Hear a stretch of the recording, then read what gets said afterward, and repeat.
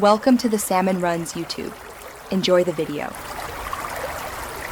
You start by opening Opera GX and confirming it's updated. An outdated build can hide options.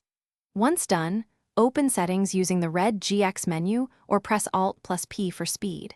You need the exact language name or locale. This avoids searching mistakes. Now locate the left sidebar and prepare to expand advanced options. Do not skip straight to appearance because language lives under browser preferences. This first step gets you directly into the settings area where the language controls. You're now adding and selecting the language. In Settings, navigate Advanced Languages language.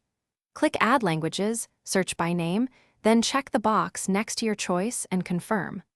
Once added, use the three-dot menu beside the language entry to choose Display Opera GX in this language. This tells the browser to use that locale for menus and labels. Make sure you move your selected language to the top if multiple are present, so Opera prioritizes it for UI strings. Finish by restarting Opera GX. The change usually requires a relaunch. After restart, the UI should appear in your chosen language. Make sure to scan menus for partial translations.